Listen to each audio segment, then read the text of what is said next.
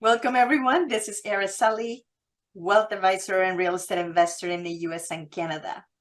Okay, today is my chat with Colette. Colette, can you introduce yourself for those who don't know you yet?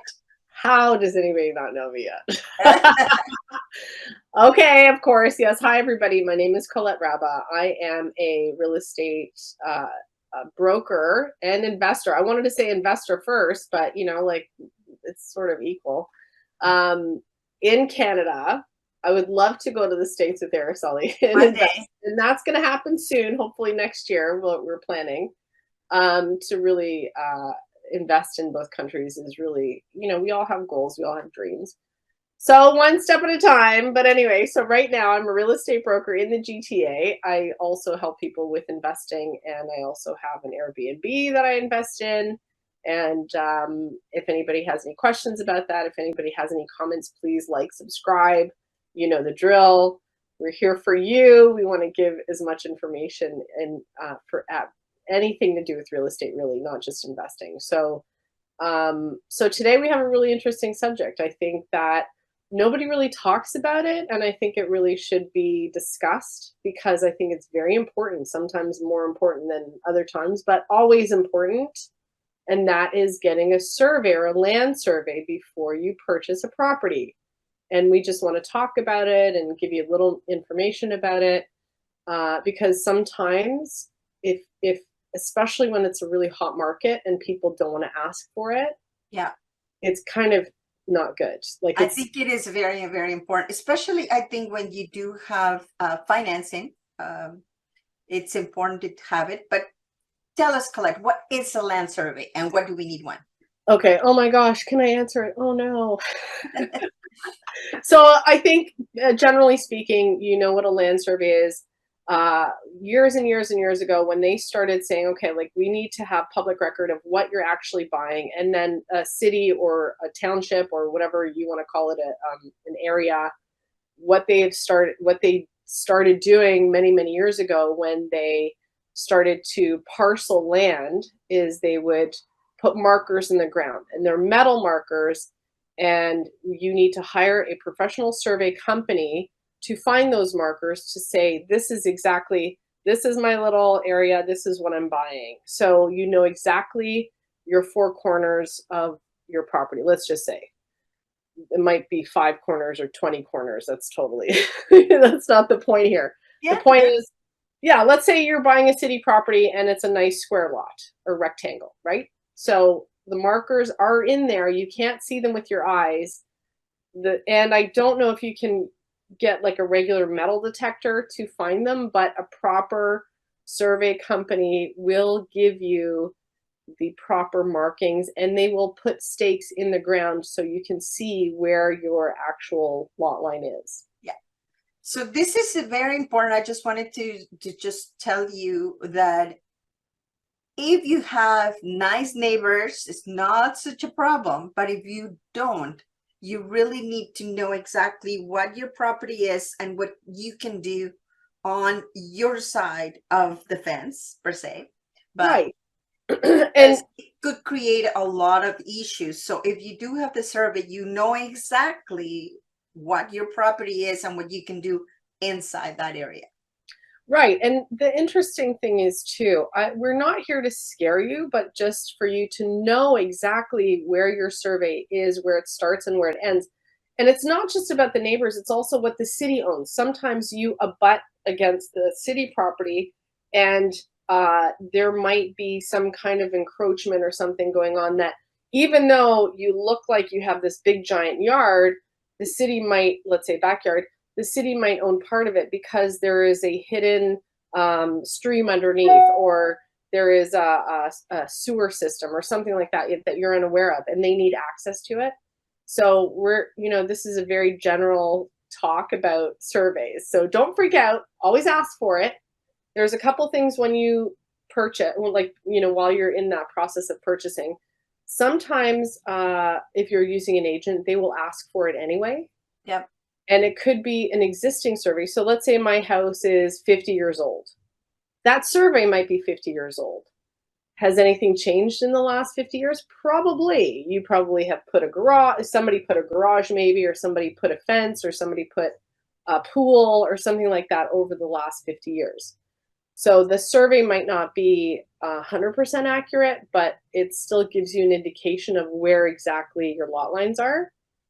I have bought and sold houses with other people where part of the neighbor's house is on their property. Everybody's aware of it. Everybody knows. You're not going to say, "Oh, I want you to pay rent on that like 10 square feet that I have of the corner of your house." Like that's, ridiculous. But it's something that you should be aware of, right? Yeah, just in case you need to do any modifications yourself, if you're building a fence, if Right. you're building a shed, how far can you go? It is very, very important just to know those limits. And also if you're going to do some kind of landscaping. I'm going through that myself right now because the lot that I got is kind of a corner lot and it's not exactly square. Right. So, and because I'm so close to the neighbor on my right side, and there's some trees, and I don't know if they belong to me or they belong to them. It looks kind of like we're sharing the same thing. Right. Exactly. So that's what happens a lot of the times, especially in bigger properties where you have all this land and you kind of say, you know what, I can't maintain a fence, but let's just have some kind of visual barrier and let's plant trees right on the lot line so we both know. 20 sales later, like two people have moved 100 times, like those neighbors don't know who even planted those trees after 50 years, right? Yeah. So then to say, okay, I don't like these trees anymore, I'm the new owner, I'm just going to go crazy, I'm going to cut all the trees down. But then the other neighbor actually has the old survey and they say, listen, these are half my trees, now you have to replant them, or you owe me this much money for cutting down my half of the tree. You don't want that headache, right? Yeah, So absolutely. So it's the always other, a good idea to do it as soon as you get the property, because yeah, if there's whatever reason, like you said, Colette, some, 10 owners prior, they did something in their and somebody else's property right. as per the survey lines, then now you have to figure out, okay, do they, the next door neighbors want it or you don't want it, and maybe you can come up to an agreement. It's better to know up front instead Right. of you doing something like removing a tree or anything that is there and knowing later that that is not your property and now you are in a big Big trouble. trouble. Yeah, and the other thing too, so I've heard, I mean, obviously, if you've been in the business, you hear stories and you have deals that, these things come up. So a couple things. The other thing, what I was going to say is very, very important. Just because your property has a fence doesn't mean that that's the lot line. Okay, so it's either in your favor or not in your favor. It could be actually your neighbor's property. So let's say in the case of you have a house and then your neighbor has their driveway right up abutting your house. So that lot line is not your house line. You own beyond, so you own part of their driveway, let's say. So that's one scenario. Sometimes when you share backyards and you have a fence line in the backyard, sometimes people will have an agreement like, oh, hey, you know what? I need this gate for my kids to go through the backyard to go to school. Do you mind if I just take another, whatever, 2 feet and, add that little 2 feet, after on your property because I have this big garage and I can't get through the garage. Do you mind? And if those neighbors are friendly and they're like, yeah, of course, no problem, do the walkway. But then, like we said, the sale happens, a couple sales happen in between, and now that neighbor with the fence says, hey, listen, Yeah. that's my property. I don't like you walking through my property. You're taking advantage of it. I want to close it up. I'm sick of you. I'm sick of seeing all these vagrants now walking through, let's say, whatever crazy story. I'm going to close up the fence. And they don't really have a right to say no. That's Yeah. not, there's no longer. And this whole thing about squatters' rights, we talk about that. Some people say squatters' rights. In Ontario, that doesn't exist anymore. It's whatever's on the survey. So if you have a more modern survey that is more accurate, you can also find stuff on public record too. Don't take it for exact. Don't take it as 100%.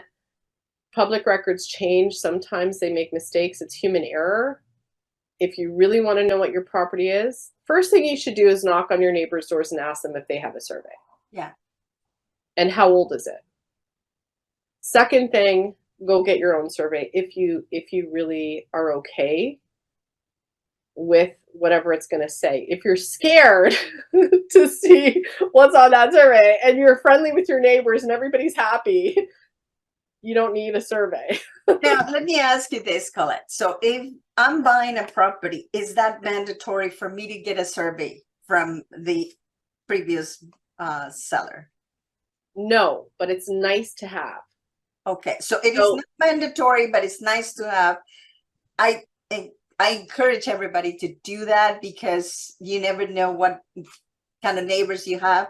Or if you are planning to do any renovations at all or any landscaping, Right. it is important to have. So then you know that you're in your property and then you don't have any trouble with any of your neighbors. So Exactly. And you know what? Sometimes a survey will actually show you something that you don't even know exists. So let's say there was an old well. Let's say you have a septic system, but you're not quite sure where the septic tank is. yeah, That should be on the survey. All those things, anything that has been put on the property. And then you can see if there's been properties that there has been a septic tank on the city property or on the neighbor's property, but it's your septic system. So if the neighbor ever decides to build, you might have to get another septic system and that could cost you $50,000. So things like that, you really want to know, honestly, especially rural properties. Doesn't matter how big it is. Doesn't matter how small your property is. You want as much information as possible before you sign that dotted line. yeah, exactly. So the more information you have, the better decisions you can make. And some of them you can actually use it as a negotiation tactic if there is anything there that might be kind of iffy, that you don't know about it that could affect you in the future. So Exactly. so Yay! that's awesome. Well, thank you so much. So just to recap, so why do we need a survey? And if you actually need it for your property. So yes, you need to know exactly the lot lines that are attached to your neighbors. And if there is anything to do for the future, what to build, if you want to build something or remove something like any trees or any sheds, anything that has been built in the past. And if not, maybe there's something else underneath that line that may affect you in the future. You want to know that. So that's it for today. So I hope that helped. And if you have any questions or you have anything related to a survey that you have experienced before, please comment and make sure to subscribe so we can continue to provide some value for you. Okay. Yeah, I think I wish I knew that before I bought some of my proproperties to ask. There you go. So before I had my license. Yeah, I think it's really important to just know what you're getting, right? Like that's how why would you ask for trouble? Absolutely. All right. So, well, thank you, Colette, and have a great day. We'll see you next week. Thanks for joining us, everybody. Bye. Bye.